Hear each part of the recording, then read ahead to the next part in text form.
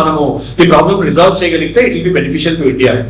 Right. ఒకసారి colonel రావు గారు, రెండో కోణం ఇందులో గనక చూస్తే ఇరాన్ మీద అణుబాంబులు వేయడానికి అమెరికా సిద్ధం అవుతోంది.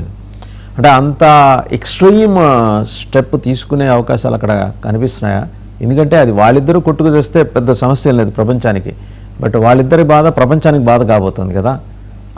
ఆ దిశగా ఏమన్నా ఆలోచన చేస్తాను. ఎందుకంటే ట్రంప్ మ్యావరిక్, ఎనీ టైం ఆయన చేతిలో ఉన్న ఆ బటన్ దాటిన అలా నొక్కేసినా మనం చెప్పగలిగింది ఏం లేదు. అంత ఆ పాస్ కోడ్ అంతా everything it is with him since he is the president.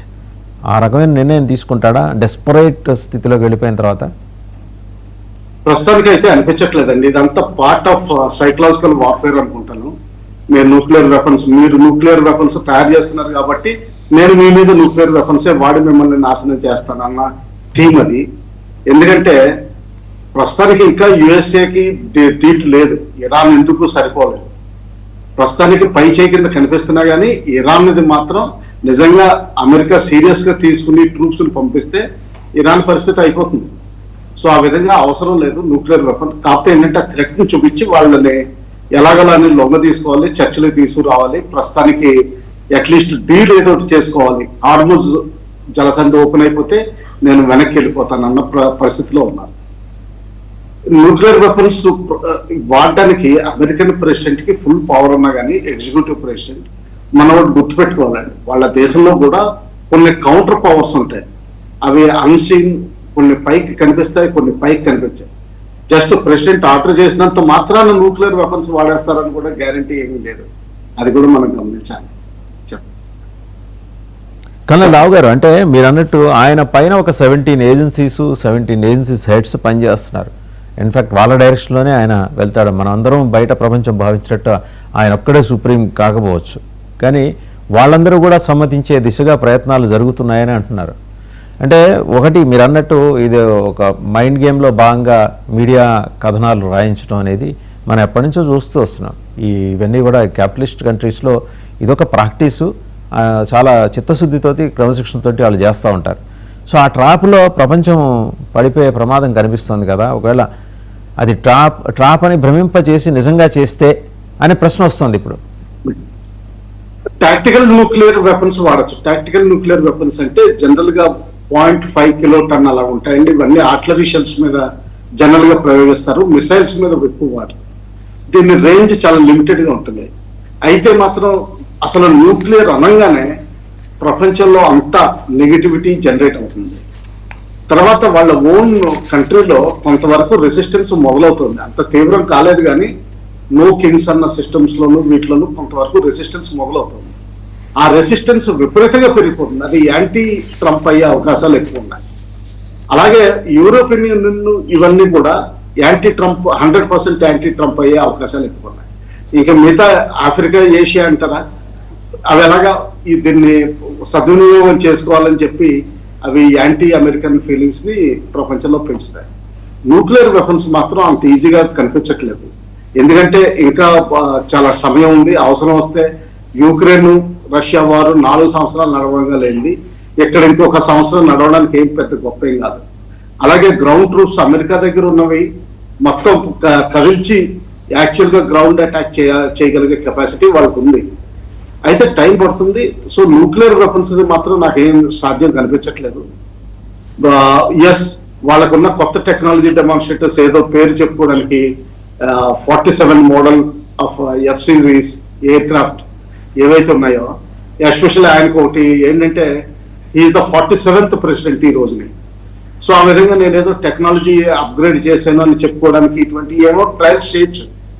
కానీ ఆయనకు ఒకటే ఏంటంటే హార్ముజ్ జలసంధి ఓపెన్ అవ్వడం, ఆయన వెనక్కి వెళ్ళిపోవాలి. అంతే నా అభిప్రాయం. అదే చెప్పండి. ఇంతవరకు అయితే ఆయన క్లారిటీ తోటి ఉన్నారు. ఇప్పుడు ఒక్కొక్క షిప్కి 18.90 crores వసూలు చేయాలి.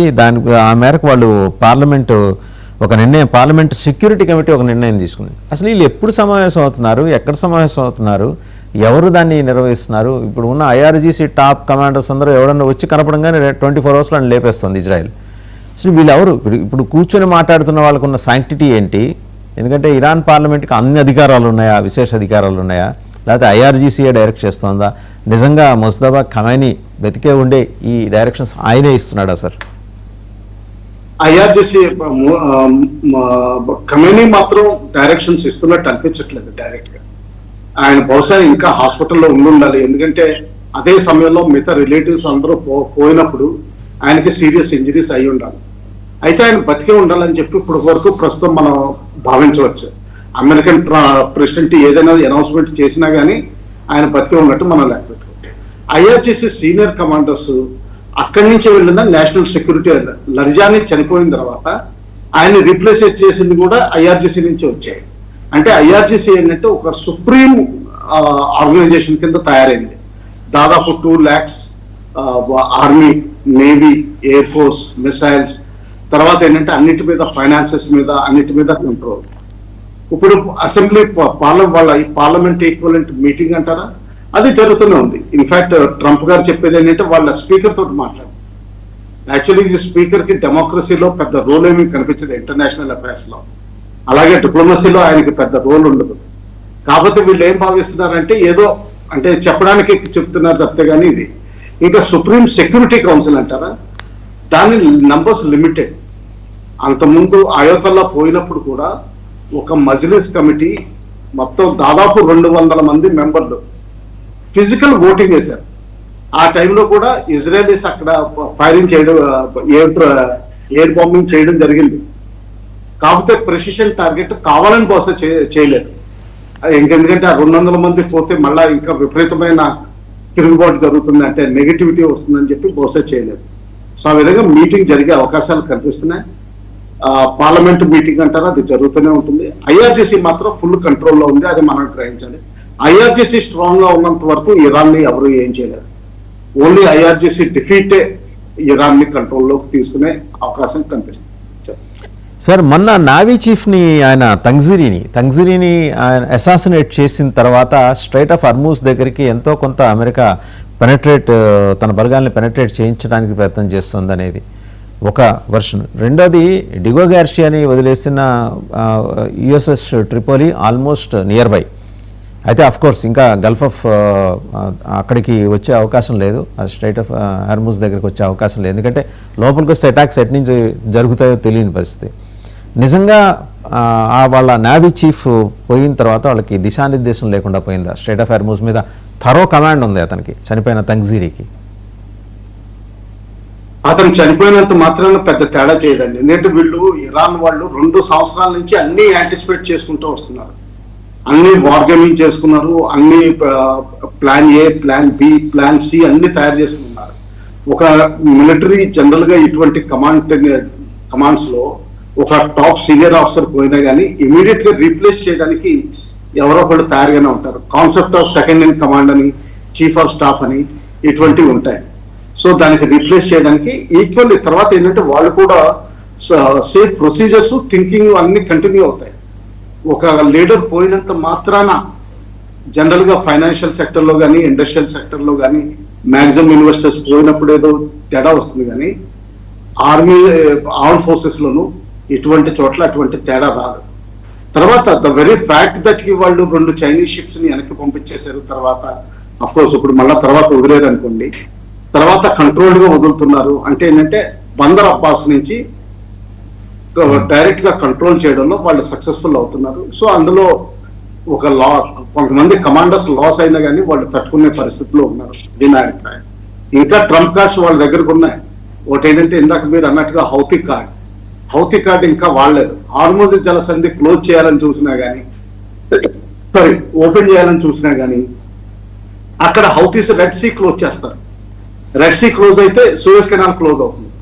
సూయజ్ కెనాల్ క్లోజ్ అయితే మామూలుగా మిగతా కేవలం ఆయిల్ గల్ఫ్ నుంచి బయటికి రావడం కాకుండా మిగతా ఏషియా టు యూరోప్ ట్రేడ్ అంతా ఆగిపోతుంది. అదంతా సౌత్ ఆఫ్రికా చుట్టూరు వెళ్లాల్సి వస్తుంది. సో ఆ కార్డ్ ఇంకా పెట్టుకునే ఉన్నారు వాళ్ళు. తర్వాత ఇందాక అండర్ సీ కేబుల్స్ ఇవన్నీ అంటున్నాం, ఇవి కూడా డిస్ట్రక్షన్ చేయడానికి పెద్ద కష్టమేం కాదు. వాళ్ళ నేవీ డిస్ట్రాయ్ అయిపోయింది. కాకపోతే ఏంటంటే ఇంకా వాళ్ళ కంట్రోల్లోనే ఉందనుకుంటాను, ఎందుకంటే ఈ కేబుల్స్ అన్ని మన తీరానికి చాలా దగ్గరలో ఉన్నాయి, మరీ మిడ్సీలో లేవు. డిస్ట్రక్షన్ ఏంటంటే ప్లాస్టిక్ ఎక్స్ప్లోజివ్స్, వేరియస్ కేబుల్స్ వాడి డిస్ట్రాయ్ చేయగలిగే అవకాశం ఉంది. అయితే మన ఇండియాకి మాత్రం పెద్ద బాధపడక్కర్లేదు, ఎందుకంటే మనకి ఆల్టర్నేట్ కొంచెం తక్కువ కెపాసిటీ అయినా కానీ వయా సింగపూర్ ఉంది మనకి, ఈస్టర్న్ కేబుల్ సిస్టమ్స్ ఉన్నాయి. ఎస్, అక్కడి నుంచి తేడా వస్తుంది. హౌతి కార్డ్ ఒకటి ఉంది, ఇంకా అజర్బైజాన్, ఆర్మేనియా ఇవన్నీ కూడా కొంచెం టర్కీకి చూపిస్తున్నాయి.